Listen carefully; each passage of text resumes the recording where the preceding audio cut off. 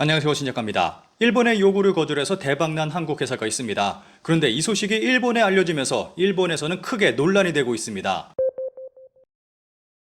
일본 식민지에서 해방한 기념일 한국 공영방송이 키미가요, 키모노, 시청자 제정신이냐 비난세도 사죄 8월 15일이 시작되자마자 첫 프로그램으로 키미가요를 방송한 KBS에 국민들의 비난이 집중했습니다. 이 사건은 일본에도 전해졌고 일본에서는 환호성이 터져나왔습니다. 일본 네티즌들의 반응을 짧게 살펴보겠습니다. 이야, 멋진 일 아닌가요? 일본어를 일절 금지했던 국영방송 KBS가 이런 일을 해주다니. 시대는 바뀌었습니다. 일부 비난 같은 것은 제쳐두고 사과 같은 것은 필요 없습니다. 연예인도 훌륭한 영상을 올리고 있습니다. 기획사도 본인도 사죄하고 있지만 확실히 세대 교체가 되고 있습니다. 식민지의 정의가 없기 때문에 식민지라는 호칭이 틀렸다고는 할 수 없다. 그런데 서방 국가들이 행하던 식민 지배와는 전혀 다르다. 서구식 식민 지배에서 학교 교육을 충실히 하거나 도로 정비, 병원 건설 등을 실시한 적은 없다. 지금 한국 여당은 친일파라고 알려져서 그들이 여당이 될 수 있었다는 것은 극단적으로 반일 감정을 품고 있는 국민은 적을지도 모른다. 이 기사에 첨부된 사진, 오페라 나비부인의 한 컷인가요? 여자가 어깨에 걸치고 있는 빨간 우산, 우산의 중심에서 방사형으로 뻗은 직선, 틀림없는 우길기, 너무 멋집니다. 요즘은 일본에서 정말 자주 환호성이 터져 나오는 것 같습니다. 이번 파리올림픽에 출전한 일본 올림픽 대표 선수의 발언으로 일본에서는 카미카제 붐이 불고 있습니다. 이번 파리올림픽 탁구 여자 단식에서 한국의 신유빈 선수를 꺾고 동메달을 따낸 일본 탁구 대표 선수 하야카 히나 선수는 귀국 기자회견에서 하고 싶은 일을 묻는 말에 카고시마 특공 자료관에 가서 살아있는 것과 탁구 선수로 활동할 수 있는 게 당연하지 않다는 것을 느끼고 싶다라는 충격적인 발언을 했습니다. 하야타 선수가 언급한 특공 자료관은 일본 카고시마 현에 있는 전쟁 박물관으로 태평양 전쟁 당시 일본군 자폭 특공대 카미카제와 관련된 시설입니다. 여기에는 카미카제 특공대원들을 기리기 위한 특공대원의 유품 및 전투기 모형 등이 전시되어 있습니다. 하야타 선수의 발언 이후 일본에서는 정말 놀라운 일이 벌어지고 있습니다. 영화와 올림픽 선수의 발언이 영향, 특공 관련 시설 찾는 젊은이 급증, 평화를 생각하다. 하야타 선수의 발언 이후 카고시마의 카미카제 박물관을 찾는 젊은이들이 급증했습니다. 지난해 말 한국에서 서울의 봄이 1000만 관객을 돌파하며 박스오피스 흥행순위 1위를 달리고 있을 때 일본에서는 그 꽃이 피는 언덕에서 너와 다시 만난다면 이라는 영화가 흥행 1위를 했습니다. 이 영화는 태평양 전쟁 중인 1945년 일본으로 타임슬림한 여고생과 카미카제 특공대원의 애틋한 운명을 그린 작품입니다. 이미 설정 자체가 저세상 설정인데 영화 안에는 지금 있는 평화라는 것은 특공대 사람들이 많이 있어져서 이루어진 거구나 라는 대사까지 등장합니다. 이 영화를 포함해서 하야타 선수의 발언까지 모두 카미카제로 인해서 일본의 평화가 이루어졌다는 것을 말하고 있는 것입니다. 그러니까 카미카제는 곧 평화다 라는 것입니다. 영화의 흥행 그리고 올림픽 메달리스트의 발언까지 카미카제가 일본 젊은이들 사이에서 인기 있는 이유가 있었습니다. 관련 기사에 달린 추천수가 가장 많은 대표적인 댓글 하나만 살펴보겠습니다. 이유야 어찌됐든 특공 기념관은 비교적 평일에도 사람이 많아서 여름방학도 연휴도 아닌 평일에 갔는데 사람이 많아서 깜짝 놀랐습니다.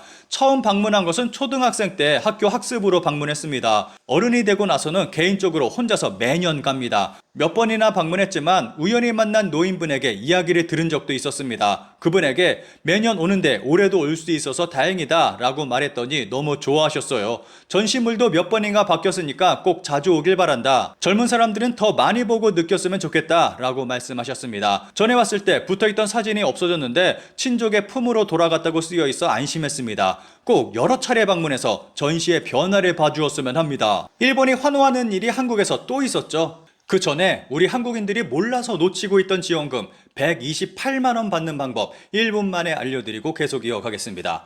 갤럭시 아이폰 필요할 때 여기 모르면 큰 손해입니다. 전환지원금 최대 50만원에 비밀 지원금까지 놓칠 수 있습니다. 너무 유명해서 모르는 분들이 없을 거라고 생각합니다. 아정당에서는 휴대폰 부가 서비스 가입 없이 지원금 최대로 받고 지금 주문하면 오늘 바로 받아볼 수도 있습니다. 알뜰폰도 20곳 이상 비교 상담 가능합니다. 여기서 제일 중요한 혜택이 있습니다. 약정 끝난 인터넷, 가전 렌탈, 가만히 두면 최대 78만 원까지 손해입니다. 인터넷 TV 최대 48만 원, 가전 렌탈 최대 30만 원, 둘 다 바꾸면 최대 78만 원을 설치 당일 받을 수 있습니다. 법이 정해준 지원금이니까 당연히 챙겨야겠죠. 만약 다른 곳보다 지원금이 적다면 차액의 120%로 돌려준다는데 역시 업계 1위인 이유가 있습니다. 아정당은 국내 최대 규모 대리점이라 믿을 수 있고 365일 주말에도 밤 10시까지 상담 가능합니다. 베테랑 이사 서비스도 유명한 아정당 자신감이 남다릅니다. 물품 파손 시 본사에서 최대 1,000만 원까지 보상해주고 혹시라도 불만족스러우면 이사 당일 전액 환불, 보장 이사도 가능합니다. 마지막으로 아정당 23만 유튜브 채널만 구독해도 100만 원 상당 최신폰 증정 이벤트 참여가 가능하니까 당첨도 노려보시길 바랍니다. 휴대폰, 인터넷, 가전 렌탈, 이사, 청소까지 홈서비스 전문기업 아정당에서 가정살림에 많은 도움 받으셨으면 좋겠습니다. 아정당이었습니다. 지하철역에 설치되어 있던